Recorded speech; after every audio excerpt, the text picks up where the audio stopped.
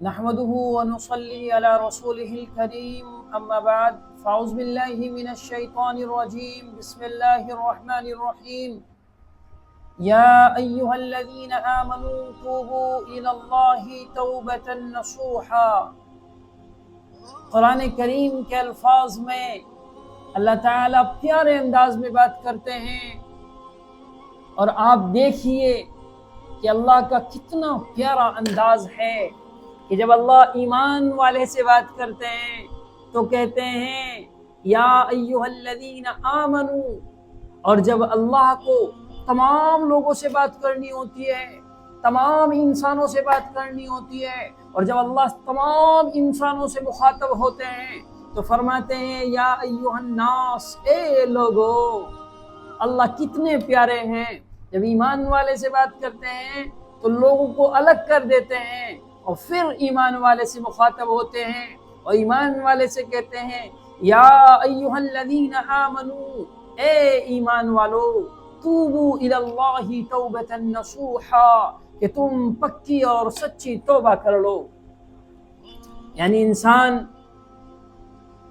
اگر آپ روایت سے دیکھیں، نبی پاک صلی اللہ علیہ وسلم کی ایک روایت میں اللہ کے رسول فرماتے ہیں کل بنی آدم خطاء خیر الخطائین التوابون، کہ آدم کی تمام اولاد خطا کار ہیں، اور بہترین خطا کار وہ ہیں جو توبہ کر لیتے ہیں۔ اس لیے ہمیں چاہیے میرے عزیزوں، میرے پیاروں، میرے نوجوانوں،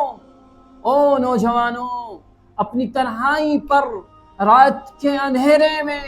وہ جو گناہوں میں ڈوبے ہوئے لوگ ہیں وہ خیال کریں کہ آپ کو کوئی نہیں دیکھ رہا ہے مگر میرا اللہ دیکھ رہا ہے۔ تنہائی میں، روم میں، بیڈ روم میں، اور جہاں کوئی بھی نظر نہ آ رہا ہو، اور دل اور نفس اس بات پر ابھار رہا ہو کہ کچھ گناہ کیے جائیں، موبائل کے ذریعے سے گناہ کیے جائیں یا اور دوسرے ذرائع کے ذریعے گناہ کیے جائیں، اور نفس ابھارتا ہو، اور نفس جب آپ کو اس بات پر لانے کی کوشش کر رہا ہو، اور چونکہ نفس کی بھی 3 قسمیں ہیں۔ پہلی قسم ان النفس لامارۃ بالسوء، یہ جو نفس ہے،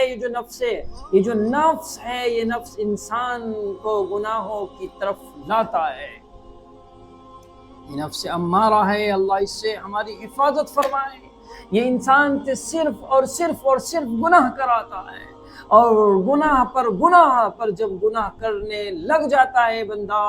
اس کو توبہ کی بھی توفیق نہیں ہوتی ہے، چونکہ وہ جو گناہ کر رہا ہوتا ہے وہ یہ سمجھ رہا ہوتا ہے کہ میں یہ کام صحیح کر رہا ہوں۔ اس لیے ہمیں چاہیے کہ ہم اس نفس سے بچیں اور اللہ سے پناہ مانگے ایسے نفس سے کہ اللہ ہماری حفاظت فرمائے جو ہمیں صرف گناہ کی طرف لے جائے۔ اس کے مقابلے میں قرآن کریم میں اللہ نے دوسرے نفس کے بارے میں ذکر کیا ہے جو 29ویں پارے میں ہے، لا اقسم بالنفس اللوامہ ولا اقسم بیوم القیامہ ولا اقسم بالنفس اللوامہ۔ یہ جو نفس لوامہ ہے یہ بہترین نفس ہے۔ یہ کیسا نفس ہے کہ جب بندے سے گناہ ہو جاتے ہیں اور اس کی تنہائی میں یا اس کی مجالس میں یا اس کی زبان سے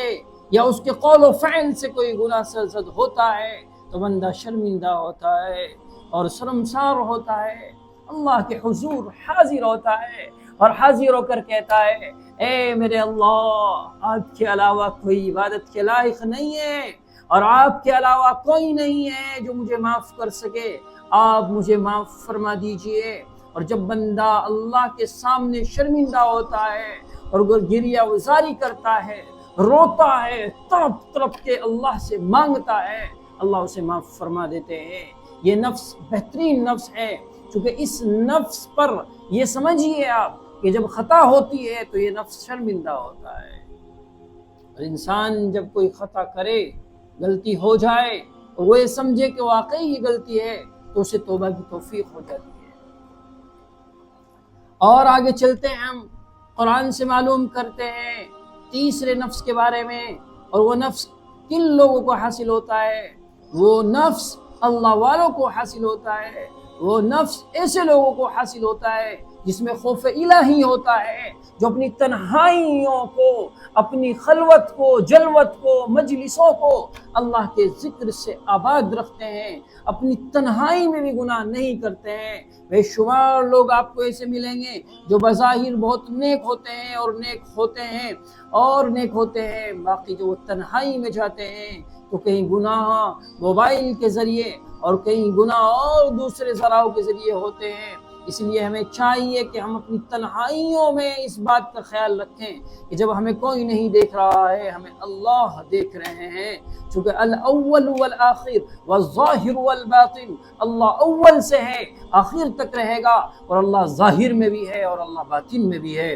میں آپ کو تیسرے نفس کے متعلق بتا رہا تھا کہ یہ نفس کن لوگوں کو حاصل ہوتا ہے؟ جو اللہ کے حبیب ہوتے ہیں، اللہ کے پیارے ہوتے ہیں، جن میں خوف الہی ہوتا ہے۔ یا ایتھا النفس المطمئنہ، ان لوگوں کو نفس مطمئنہ حاصل ہوتا ہے، وہ گناہ نہیں کرتے، ان کا دل گناہ کی طرف نہیں جاتا ہے، ان کے دل میں خوف الہی ہوتا ہے، وہ ہر چیز اور ہر کام میں رضاء الہی کو طلب کرتے ہیں اور تلاش کرتے ہیں۔ اس لیے میرے عزیزوں، جن لوگوں کو نفس مطمئنہ حاصل ہو جاتا ہے، انہی کی تعریف اللہ نے قرآن میں کی ہے کہ وہ میرے بندے ہیں اور وہ میرے ایسے بندے ہیں جن سے میں راضی ہوں۔